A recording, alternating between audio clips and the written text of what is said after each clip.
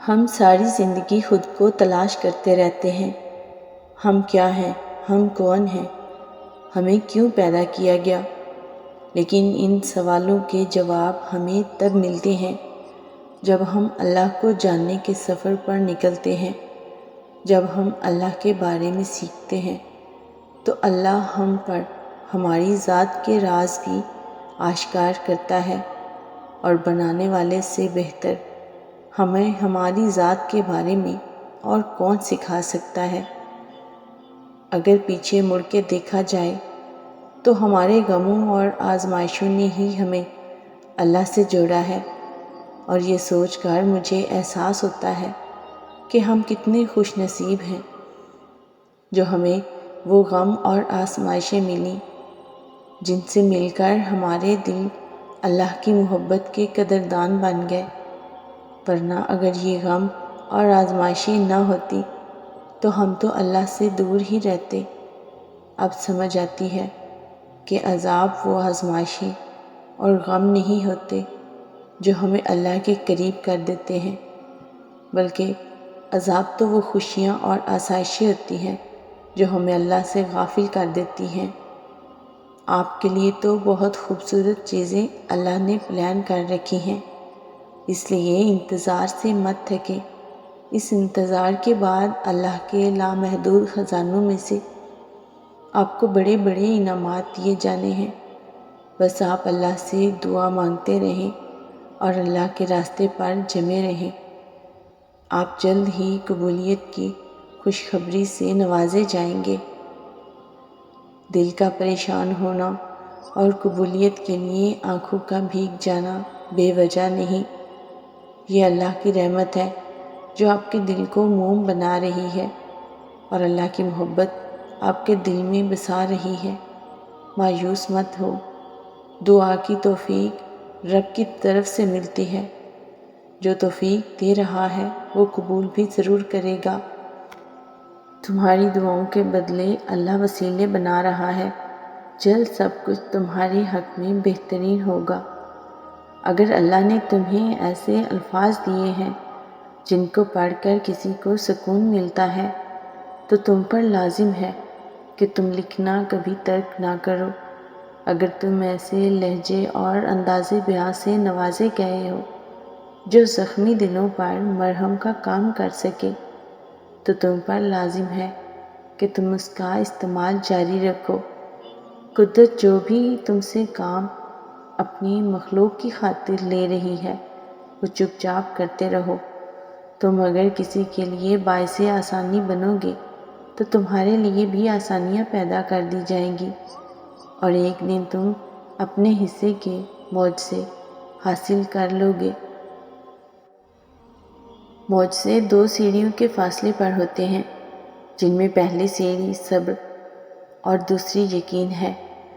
جب صبر آ جائے تو ہر روز یقین کی ایک نئی لہر دل میں دوڑتی ہے جس کا کنارہ معجزوں سے جا ملتا ہے۔ صبر اللہ کے راستے پر رو دھو کر چلنے کا نام نہیں ہے، صبر اللہ کی رضا میں راضی ہو کر چیزوں کو دل سے تسلیم کر کے چلنے کا نام ہے۔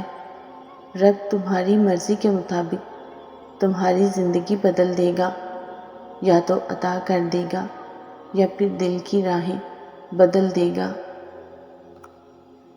مضبوط رہو، تمہاری کہانی ختم نہیں ہوئی، جو دعا میں مانگ رہے ہو وہ تمہیں ملنے والا ہے۔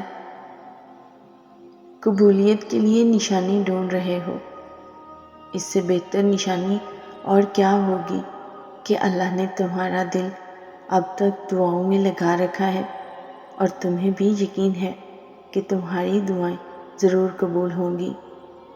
معجزوں کی راہ تو اللہ آخری سانس تک کھلی رکھتا ہے، تو تم تب بھی دعا کرتے رہنا جب تمہارے پاس قبولیت کی کوئی بھی وجہ باقی نہ رہے، کیونکہ بے بس تم ہو، وہ تو پل میں نصیبوں کو بدل سکتا ہے اور لمحوں میں دلوں کو موڑ بھی سکتا ہے۔ مشکلیں جتنی بڑھیں گی تم اللہ کے اتنے زیادہ قریب ہو جاؤ گے، اور جتنے اللہ کے قریب ہو جاؤ گے مشکلیں اتنی ہی چھوٹی ہوتی جائیں گی۔ وہ تمہارے لیے غیب سے ایسے وسیلے بنائے گا کہ تم حیران رہ جاؤ گے۔ اگر کم عمری میں آپ کو زیادہ پریشانی مل رہی ہو تو سمجھ جانا اللہ تعالیٰ آپ کو زیادہ نوازنے والا ہے۔ مانگتے رہو، کیونکہ مانگنے والوں کو اللہ کبھی خالی ہاتھ واپس نہیں لوٹاتا۔ آسمان سے کبھی ناکامی کا پیغام نہیں آتا، کبھی بھی نہیں۔ آسمان سے ہمیشہ ایک یقین دہانی آتی ہے کہ غم نہ کرو، بے شک اللہ تمہارے ساتھ ہے۔ کسی اشارے کے انتظار میں ہونا، مطمئن ہو جاؤ کہ تمہارا رب تمہیں ہی اشارہ کر رہا ہے۔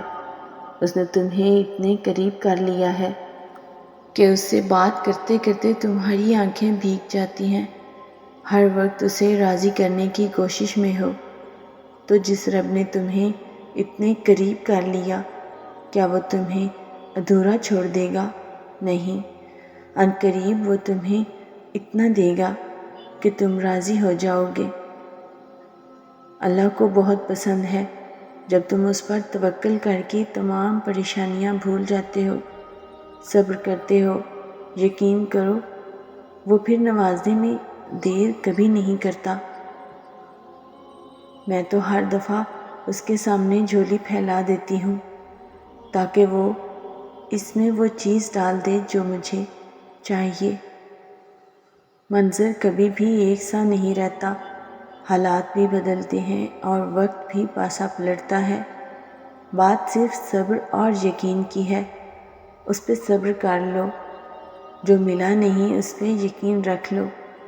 جو اب ہے پھر تم تک وہ پہنچا دیا جائے گا جس پر تم نے صبر کر رکھا ہے۔